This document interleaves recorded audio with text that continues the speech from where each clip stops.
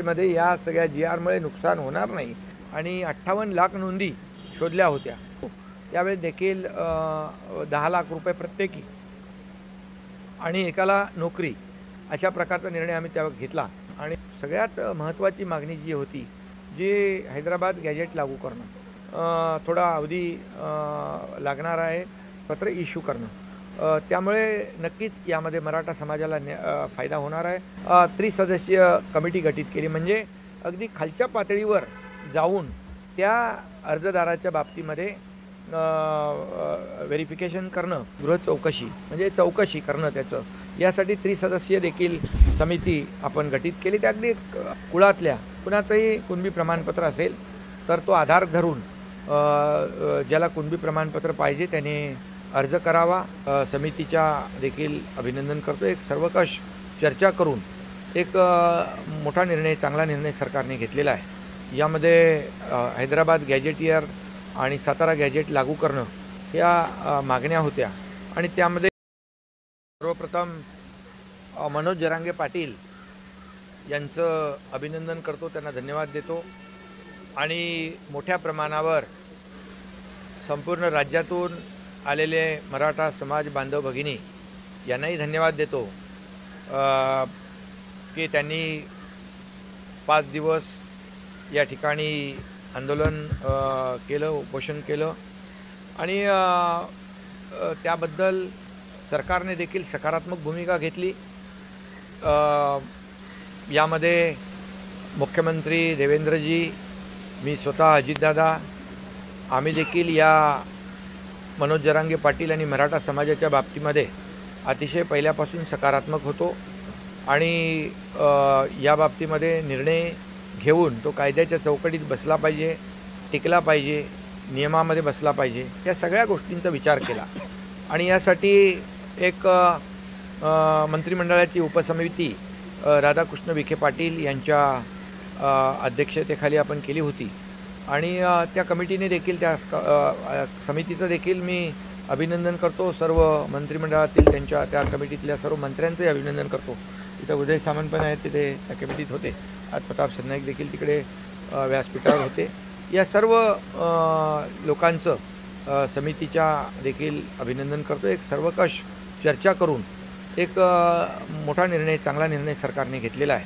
यामध्ये हैदराबाद गॅजेटियर आणि सातारा गॅजेट लागू करणं या मागण्या होत्या आणि त्यामध्ये एकच होतं की सरकार जे आहे पूर्वी सकारात्मक होतं, आजही सकारात्मक आहे आणि उद्याही सकारात्मक राहणार आहे.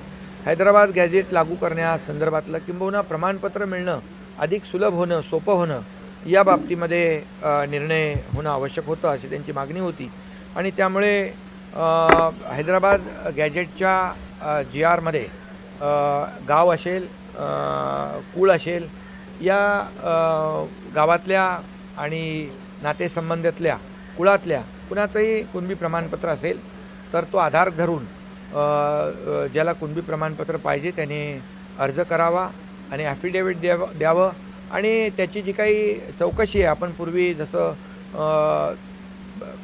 प्रमाणपत्र देण्याची जी प्रक्रिया आहे नियम 2012 यामध्ये जे काही गृह चौकशी म्हणजे चौकशी करणं त्याचं, यासाठी त्रिसदस्यीय देखील समिती आपण गठीत केली. त्या अगदी बॉटम लेवलला, अगदी खालच्या पातळीवर ग्राम महसूल अधिकारी, ग्रामपंचायत अधिकारी आणि सहाय्यक कृषी अधिकारी अशी त्रिसदस्यीय कमिटी गठीत केली म्हणजे अगदी खालच्या पातळीवर जाऊन त्या अर्जदाराच्या बाबतीमध्ये व्हेरिफिकेशन करणं आणि त्याला तात्काळ कुणबी प्रमाणपत्र इश्यू करणं. त्यामुळे नक्कीच यामध्ये मराठा समाजाला फायदा होणार आहे. सातारा गॅजेटच्या संदर्भात थोडा अवधी लागणार आहे आणि तोही त्यांना सांगितलेला आहे आणि त्याचबरोबर इतर म्हणजे सगळ्यात महत्त्वाची मागणी जी होती, जी हैदराबाद गॅजेट लागू करणं, ती त्याचं जी-आर आमच्या सरकारने आज काढलेलं आहे. यामध्ये मी सगळ्यांचंच ज्यांनी आपली कायदेशीर सल्ला दिला, आमचे एजी असतील, त्याचबरोबर इतर जे काही यामध्ये कायदेतज्ञ असतील, या ज्यांनी सहकार्य केलं त्या सगळ्यांनाच मनापासून धन्यवाद दिलं पाहिजे. आणि मोठ्या प्रमाणावर या ठिकाणी आणखी मागणी जी होती की ज्यांचा या आंदोलनामध्ये मृत्यू झालेला आहे त्यांना देखील जो काही जी मदत द्यायची आहे ती देखील देण्याची मागणी होती. नोकरीच्या संदर्भातला मागणी होती. मी जेव्हा मुख्यमंत्री होतो त्यावेळेस देखील 10 लाख रुपये प्रत्येकी आणि एकाला नोकरी अशा प्रकारचा निर्णय आम्ही त्यावेळेस घेतला आणि त्यावेळेस बऱ्याच लोकांना त्यामध्ये नोकरी मिळाली आणि पैसे 10 लाख रुपये मदतही मिळाली. आता मुख्यमंत्री देवेंद्रजी आणि आमचं सरकार हे जे काही प्रलंबित केसेस आहेत या बाबतीमध्ये देखील निर्णय आम्ही घेऊ आणि त्या केसेस ज्या आहेत त्या देखील तात्काळ त्याचा निपटारा केला जाईल. आणि एकंदरीत जी काही मागच्या वेळेस देखील आम्ही जस्टिस शिंदे कमिटी गठीत केली होती आणि 58 लाख नोंदी शोधल्या होत्या आणि त्यामध्ये 10,35,000 कुणबी प्रमाणपत्र देखील दिली होती. हा देखील एक मोठा निर्णय, त्यावेळेस देखील मोठं काम जस्टिस शिंदे कमिटीने केलं. त्याचबरोबर मराठा समाजाला जसं एकदा मी जेव्हा जाहीर सभेमध्ये छत्रपती शिवाजी महाराजांची शपथ घेऊन सांगितलं होतं की मराठा समाजाला आरक्षण देणार आणि ते देखील आम्ही SCBCमधून दिलं 10% आणि ते देखील अजून आम्ही टिकवलेलं आहे. कारण त्यामध्ये देखील सुक्रे आयोग आम्ही जस्टिस सुक्रे आयोग गठीत केला. 2,58,00,000 हाऊसहोल्ड सर्वे केला आणि जवळपास 4.5 लाख लोक अधिकारी आणि कर्मचाऱ्यांनी काम केलं आणि मराठा समाज सामाजिक, शैक्षणिक आणि आर्थिक मागास कसा आहे हे आम्ही सिद्ध केलं आणि विशेष अधिवेशन घेऊन 10% आरक्षण देखील आम्ही त्यावेळेस दिलं. आणि म्हणून आता देखील ह्या ज्या काही मागण्या आहेत त्या मागण्या देखील यामध्ये मान्य करण्याचा निर्णय आमच्या सरकारने घेतलेला आहे. आणि मी पुन्हा एकदा सांगतो की मुख्यमंत्री देवेंद्रजी, आम्ही दोघंही, अजितदादा, मी, आमचं मंत्रिमंडळातली सगळी जी काही सर्व मंत्री आहेत, ही उपसमिती आहे, या सगळ्यांनीच पहिल्या दिवसापासून सकारात्मक भूमिका घेतलेली आहे. आणि यामध्ये इतर कुठल्याही समाजावर अन्याय होऊ नये आणि मराठा समाजाला देखील न्याय मिळाला पाहिजे, त्यांना देखील मुख्य प्रवाहात आले पाहिजेत, ही भूमिका सरकारची कालही होती, आजही आणि उद्या आहे. म्हणून सारथीला देखील आपण मोठ्या प्रमाणावर मदत केलेली आहे. UPSC MPSCचे विद्यार्थी मोठ्या प्रमाणावर त्यामधून त्यांना फायदा होतो आहे. अण्णासाहेब पाटील आर्थिक विकास महामंडळ 10 लाखाची मर्यादा होती, आम्ही 15 लाख केली बिनव्याजी. आणि परदेशी उच्च शिक्षण घेणारे जे समाज बांधव भगिनी आहेत त्यांना देखील, विद्यार्थी आहेत, त्यांना देखील त्याचा लाभ होतो आहे. आणि म्हणूनच अनेक निर्णय महायुती सरकारने या मराठा समाजासाठी देखील घेतलेले आहे. त्यातला देखील आज हा मोठा निर्णय आहे.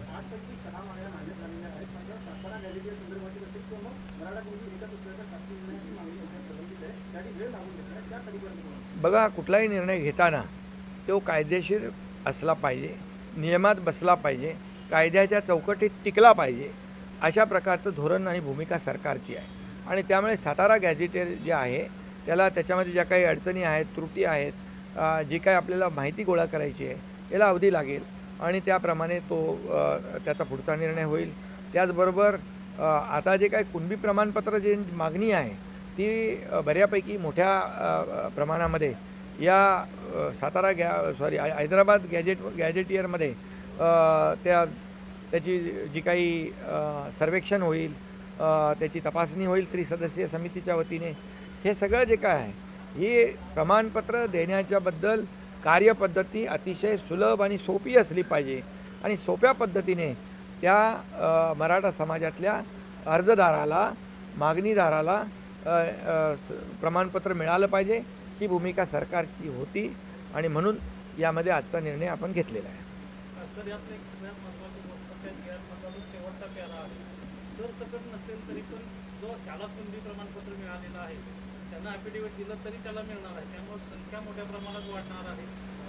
नाही, यामध्ये ज्याच्या म्हणजे कुळामध्ये, गावातल्या व्यक्तीकडे, नातेसंबंधातल्या व्यक्तीकडे कुणबी प्रमाणपत्र असेल तर त्याचा आधार घेऊन जो अर्जदार आहे प्रतिज्ञापत्र देईल की मी कुणबी आहे, मला कुणबी प्रमाणपत्र पाहिजे आणि मग ती त्रिसदस्यीय जी समिती आहे त्याची तपासणी करेल आणि तपासणी केल्यानंतर त्याला प्रमाणपत्र ते देईल. तो अधिकार आहे.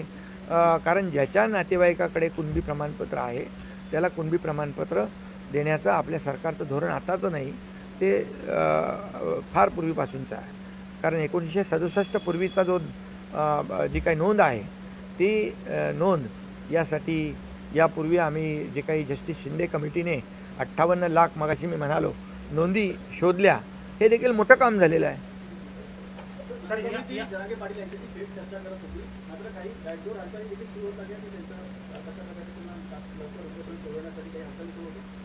नाही नाही, हालचाली आमच्या काय पडद्याच्या मागून काही नसतं, पडद्यासमोरच असतं.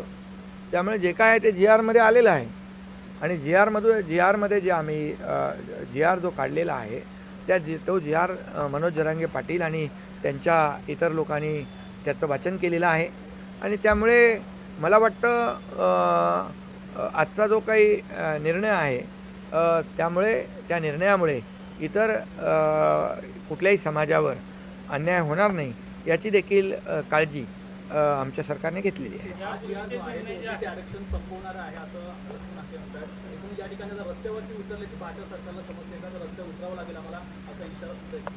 नाही बघा, याच्यामध्ये आम्ही जो निर्णय घेतला आहे तो कायदेशीर घेतलेला आहे. कुणाचंही कमी करून इतर कुणालाही देण्याचा निर्णय घेतलेला नाही, ती आमची भूमिका नाही. मी जेव्हा मुख्यमंत्री होतो तेव्हाही देवेंद्रजी, अजितदादा आमची तीच भूमिका होती. आज देवेंद्रजी मुख्यमंत्री आहेत, आमची टीम तीच आहे. आमची भूमिका कधीही बदललेली नाही, कधीही बदलणार नाही आणि सर्व समाजाला न्याय मिळाला पाहिजे ही आमची स्पष्ट भूमिका आहे. आणि त्यामुळे जो निर्णय आता पूर्वीपासून जो लागू आहे तोच निर्णय, त्याच्याच आधारावर आम्ही निर्णय घेतलेले आहे. जे निर्णय कायद्याच्या चौकटीमध्ये बसून कायदेशीर आणि कुणी आव्हान दिलं तर टिकणारा पाहिजे, ही आमची भूमिका आहे.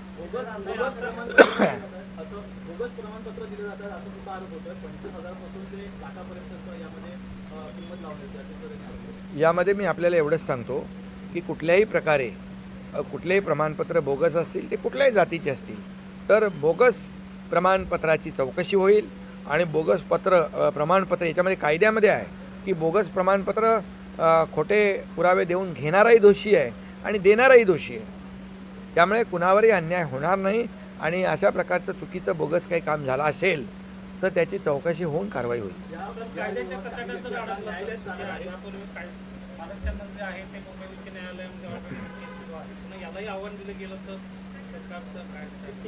नाही नाही, हे जे आम्ही दिलेलं आहे ते कायद्याच्या चौकटीत बसून दिलेलं आहे. त्यामुळे आणि अगोदर जे आम्ही आरक्षण 10% दिलेलं आहे ते देखील कायद्याच्या चौकटीत बसवून दिलेलं आहे. कारण सुप्रीम कोर्टाने जेव्हा देवेंद्रजी मुख्यमंत्री होते तेव्हा आम्ही 13% 12% आरक्षण दिलं. हायकोर्टामध्ये ते आम्ही टिकवलं, परंतु दुर्दैवाने सुप्रीम कोर्टामध्ये जे सत्ताधारी होते त्यांना टिकवता आलं नाही. हे त्यांचं अपयश आहे आणि त्यामुळे मी त्याच्यात जात नाही. परंतु या ठिकाणी सुप्रीम कोर्टाने तेव्हा म्हटलं होतं की यामध्ये अतिशय अपवादात्मक परिस्थिती निर्माण झाल्यास राज्य सरकार मागासवर्ग आयोग गठीत करू शकतो आणि त्यामधून या ठिकाणी सर्वेक्षणाच्या माध्यमातून एखादा समाज आर्थिक आणि सामाजिक शैक्षणिक मागास असेल तर त्याचा अभ्यास करून त्यांना प्रमाणपत्र देऊ शकतो. अशा प्रकारचं सुप्रीम कोर्टाचं जेव्हा रद्द केलं त्याच्या जजमेंटमध्ये जे त्यांनी एक पॅरामध्ये मला वाटतं 557 काहीतरी तो पॅरा आहे आणि यामध्ये त्याचा आधार घेऊनच जस्टिस सुक्रे आयोग आम्ही गठीत केला आणि त्याप्रमाणे आम्ही पूर्णपणे याचं सर्वेक्षण जे केलं. आपल्याला मी पुन्हा एकदा सांगतो, 4.5 लोकांनी सर्वेक्षण केलं आहे आणि 4.5 लाख लोक काम करत होते. 2,58,00,000 हाऊसहोल्डचं सर्वेक्षण केलेलं आहे.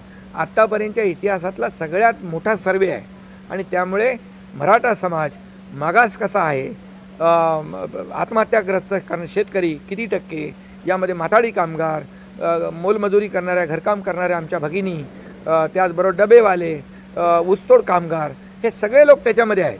आणि म्हणूनच मला वाटतं तो जो हायकोर्टामध्ये जो निर्णय आम्ही दिलेला आहे तो टिकेल आणि हा जो निर्णय दिलेला आम्ही आहे तो देखील कायदेशीर आहे.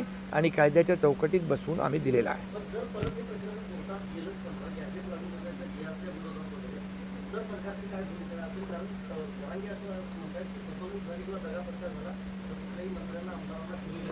नाही, परंतु असं मी आपल्याला सांगतो, जी आर जो काढलेला आहे हा जी आर कायद्याच्या चौकटीत बसणारा आहे, नियमामध्ये बसणारा आहे.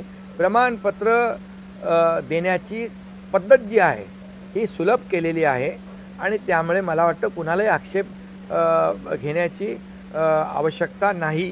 कारण आपण कुठल्याही इतर म्हणजे ओबीसी समाज असेल, इतर कुणाचंही आरक्षण कमी करून मराठा समाजाला आरक्षण देण्याची भूमिका आमची कालही नव्हती, आजही नाही, उद्याही नाही आहे.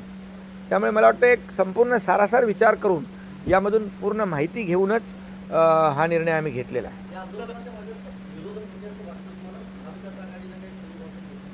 आता त्याच्यामध्ये मी जात नाही. विरोधी पक्ष नेहमी विरोध करत असतात आणि बघत असतात सरकार कुठं अडचणीत येतं का, परंतु त्यांना जमलं नाही.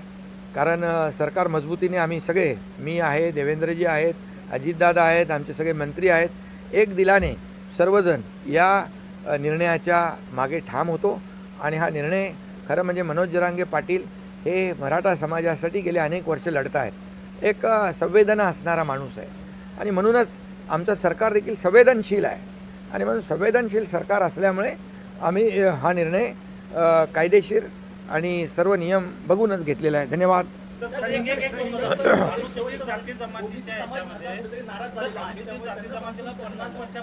ओबीसी समाजाचं खरं म्हणजे कुठल्याही परिस्थितीमध्ये या सगळ्या जी आरमुळे नुकसान होणार नाही याची काळजी या निर्णय घेताना आम्ही मुख्यमंत्री आणि आम्ही सर्वांनी घेतलेली आहे. अनुसूचित जाती जमाती जे आहेत त्यांना 1950 पूर्वीचे आधुनिक कागदपत्र द्यावे लागतात. याचा रेफरन्स घेऊन ज्यांच्याकडे अनुसूचित जाती जमातीचं प्रमाणपत्र आहे ती माणसं ॲफिडेव्हिट देऊन पुन्हा कास्ट सर्टिफिकेट किंवा व्हॅलिडिटी मिळवू शकतील का? नाही, अहो बाबा, त्यांना तर घटनेने आरक्षण दिलेलं आहे. शेड्यूल कास्ट तो नियमच आहे.